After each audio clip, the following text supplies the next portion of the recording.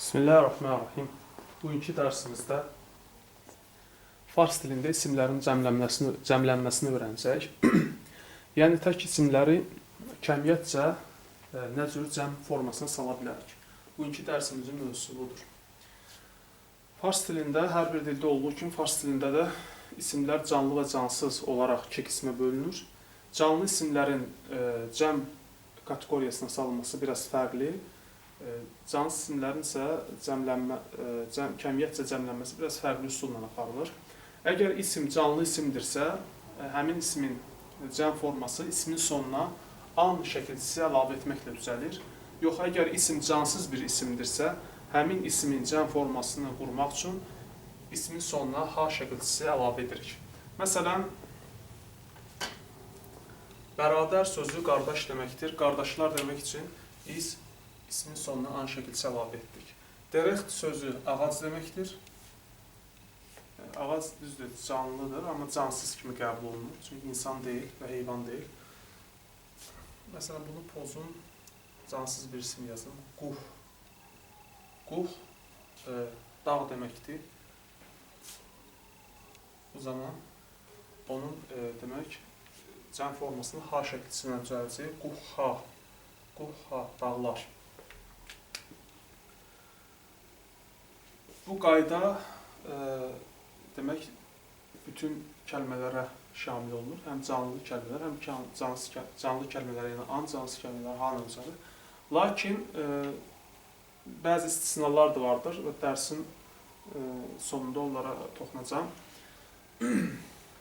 Və bir də bunu qeyd edim ki, bəzən ha şəkilçisi biraz universal şəkilçidir. Bəzən canlı isimlərlə də işlənə bilər. Məsələn, xahər bacı deməkdir. Xahərha, bacılar bu cür demək olar. Sonra, əgər ismin sonu A və U saitlərlə bitərsə, həmin ismin cəm formasını qurmaq üçün, yəni həmin isimdə əgər canlı bir isimdirsə, əlbəttə ki, anla cəm forması qurulacaq və həmin ismin an şəkilçisinin cəm formasını qurmaq üçün bu zaman ism ilə şəkilçi arasında bir y hərfi əlavə olunur. Məsələn, dana alim deməkdir.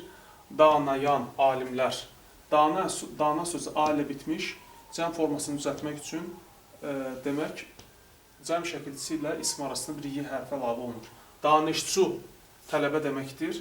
Cəm şəklini düzəltmək üçün diqqət edin, u saat ilə bitir. Cəmlənmək üçün demək, ism ilə an şəkilçisi arasında bir y hərfi əlavə edirik. Danışçuyan tələbələr.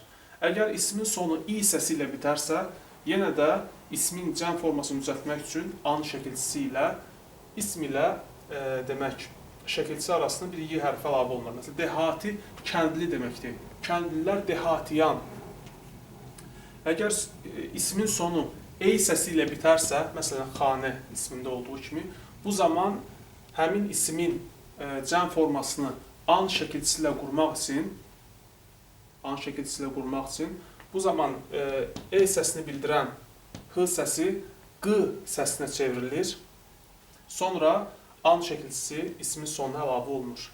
Və ey səsi isə q səsindən öncə gələn hərfin üzərində qoyulur. Xanəqan. Xanə tək forması, xanəqan demək cəm forması. Xanə evdir, xanəqan isə evlərdir. Və siz sual verə bilərsiniz ki, xanə cansız isimdir. Bəs nə üçün an şəkilçisi ilə cəm forması düzəldi? Bəzi istisnalar olur. Yəni, bu tam olaraq %100 bir qayda deyil, yəni sabit qayda deyil. Yəni, mən əksəriyyətdən çıxış edib danışıram. Əksər vaxt, yəni canlı isimlərlə an işlənir, cansız isimlər isə hanla ha şəkilçisilə cəmlənir. Amma tərsi də ola bilər. Cansız isimlər anla da işlənə bilər, cansız isimlər ha ilə də işlənə bilər. Bunların da nümunəsi xahər sözünü məsələn yazdım. Xahərha canlıdır, bacı deməkdir, bacılar, xahərha. Xanə sözü cansızdır, amma an şəkilçisi ilə düzəlib, cəm forması. Diqqət edin, biz burada dedik ki, ismin sonu u saat ilə bitərsə və isim an şəkilçisi ilə cəmlənərsə, bu zaman isim ilə an şəkilçisi arasında nə əlavə edirdik? Bir y hərfi əlavə edirdik.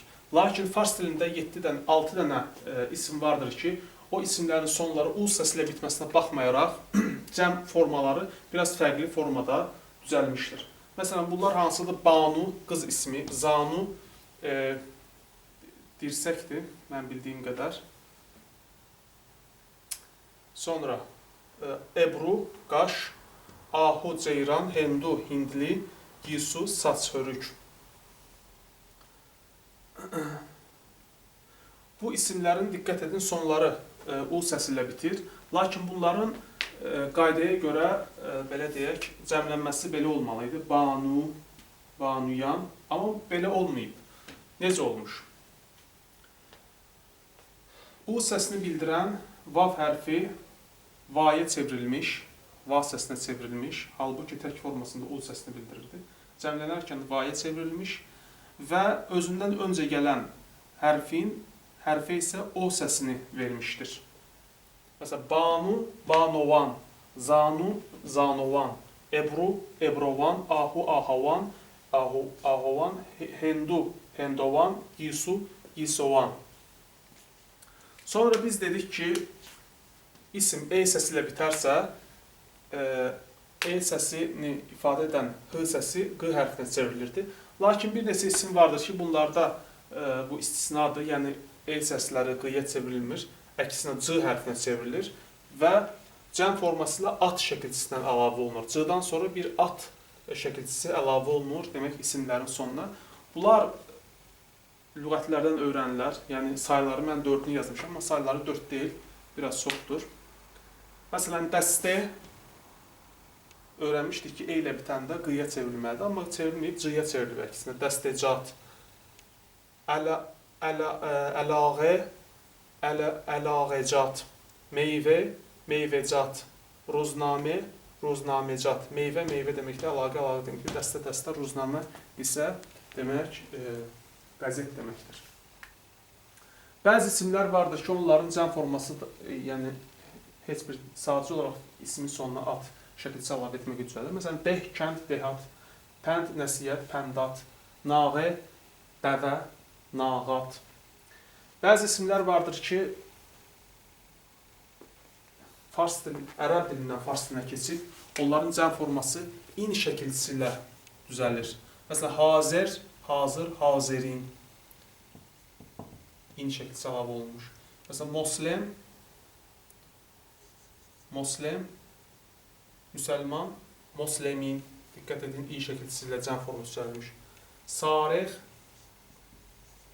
sarix, oğru, sarixin, oğrular. Bunlar